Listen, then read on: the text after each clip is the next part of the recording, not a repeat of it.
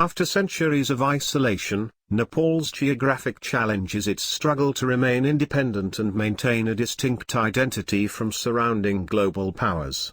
This is complicated by Nepal's dependence on Indian ports and constant Chinese attention on its northern border with Tibet.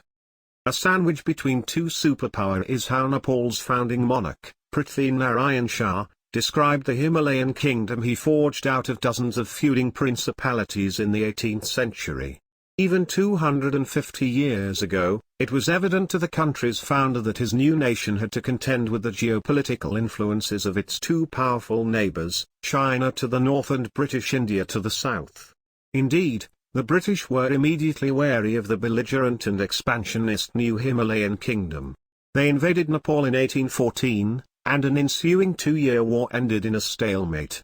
The 1816 Sugar-Uli Treaty allowed Nepal to retain its independence in return for ceding more than half of its territory to British India. Great Britain then opened a legation in Kathmandu and began the recruitment of Gurkha soldiers into its army. The warlike Nepalese also ventured north, crossing the Himalayan mountains to invade Tibet twice in the 19th century. But what the Nepali generals hadn't bargained for was that the Chinese would come to the aid of the Tibetans. At the end of one campaign, Chinese and Tibetan forces chased fleeing Nepali troops almost back to Kathmandu itself. Nepal is South Asia's oldest nation-state and was never colonized, but its history has been dictated by its geography.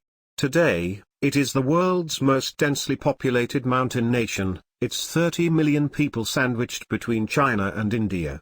The country is like a planet between two suns, pulled by competing for gravitational tugs. Kathmandu's leadership and diplomacy have also been a major factor in determining relations with India and China. While geography is the existing factor and the deliverables are reactive, the leadership's decisions on foreign policy are Nepal's proactive variable. Prime Minister Oli's healthy mandate was underpinned by anti-Indian rhetoric, but Oli has also vouched for mutual respect and equality as the norm between India and Nepal while emphasizing transactions and deliverables. China, on the other hand, is seen as a favorable ally, an option to counterbalance and neutralize India's advantage. When it comes to connectivity, Oli seeks to transform Nepal's narrative from landlocked to land-linked, connecting to the seas from both north and south. In the case of multilateral initiatives, Nepal is wary of being aligned with any bloc militarily, leading to it pulling out of the BIMSTEC military exercise. Nepal has also been pushing for SAARC to regain functionality and complement BIMSTEC in South Asia against the wishes of India. Please subscribe to our channel for more videos like this and also press the bell icon.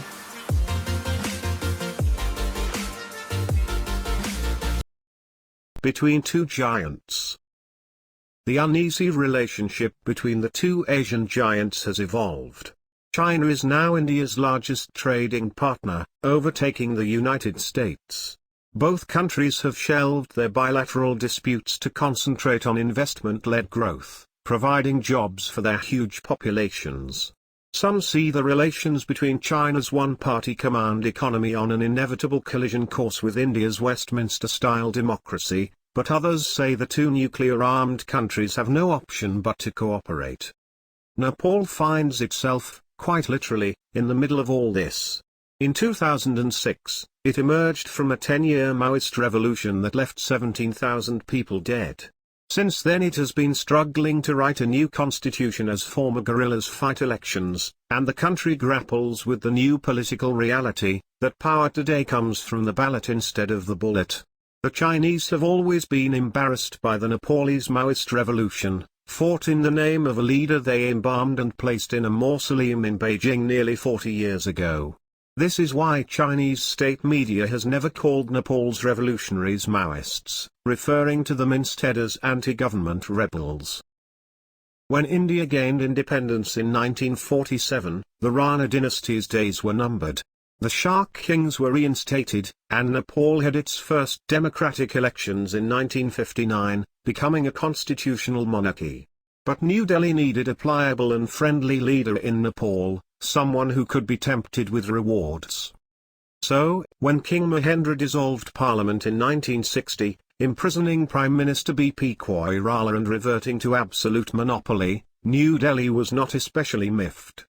By 1962, the post-colonial and anti-imperialist solidarity between India's Jawaharlal Nehru and China's Mao Zedong had broken down, and the two countries fought a brief but fierce war across their Himalayan frontier. Gurkha soldiers from Nepal, the same brigades the Indian Army inherited from the British, fought valiantly against the Chinese, and many thousands were killed. Mahendra took full advantage of the ensuing Cold War between India and China, playing one deftly against the other, winning new highways, bridges, and hydropower plants for his nation. This balancing act was fraught with danger, and whenever it looked like the country was tilting toward China or India, Mahendra would replace his prime minister to restore the balance.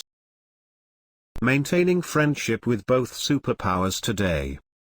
India and China maintain the demarcation of their spheres of influence, China ceding the region south of the Himalayas to Indian oversight in return for New Delhi accepting the Chinese annexation of Tibet. Beijing is happy to let India handle Nepal, as long as the Americans and Europeans don't use Nepal to support Tibetan nationalists. This accommodation is at times strained when Tibetan activism peaks, as it did during the run-up to the Beijing Olympics in 2008, and Kathmandu saw sustained and sometimes violent anti-Chinese protests.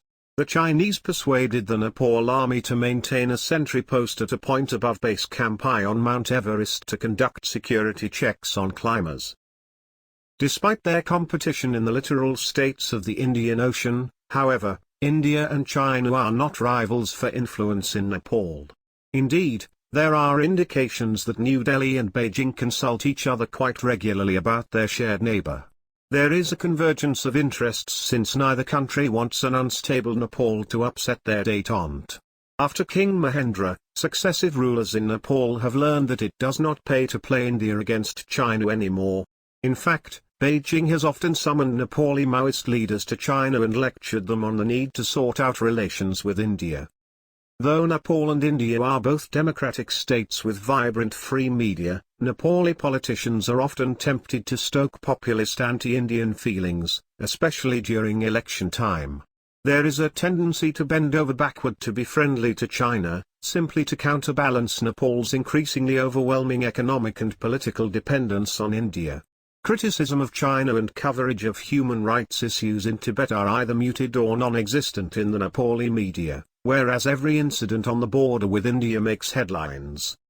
Indian high-handedness and crude attempts to pressure Nepal haven't helped since there is the historical memory of how India punished Nepal for buying anti-aircraft artillery from China with a crippling 2-year blockade of the Indo-Nepal border in 1989. Nepal is amply aware that it is not only landlocked, but India-locked, and the blockade showed how easily a displeased India could choke Nepal's imports of oil, food, and most essential supplies. Agents from India's Secret Service, known as the Research and Analysis Wing, are reported to have been involved in micromanaging Nepal's politics, including the composition of the interim government and the appointment of an ex-bureaucrat as the powerful head of a corruption watchdog. A few large-scale Chinese-supported infrastructure projects, including airports and hydropower, are either stuck or have been cancelled, reportedly under Indian pressure. Even within India, there has been criticism in the media that various Indian agencies are working at cross purposes in Nepal. Ultimately, the only real way to reduce Indian political interference in Nepal is for its politicians to set their house in order. Landlocked Nepal does not have petroleum and has no outlet to the sea, so the only interest its neighbors have is to ensure that chronic political instability and poor governance doesn't turn it into a volatile failed state. Nepal's future lies in hitching its wagons to Asia's biggest economies for trade and investment. After all, the last thing China and India want is for Nepal to turn from a sandwich between two stones into dynamite between two boulders. India is the world's largest democracy, and political freedom is restricted in China. But China is growing faster and has succeeded in building 10 times more foreign investment than India.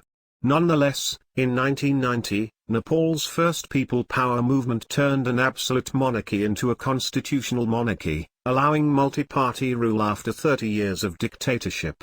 In 2006, a second people power uprising brought an end to the monarchy. Although the euphoria over democracy has waned, and there is disillusionment with elected leaders who have squandered hard-won freedoms through self-interest and greed, Nepalese value their freedom and know from experience that dictatorships are far worse.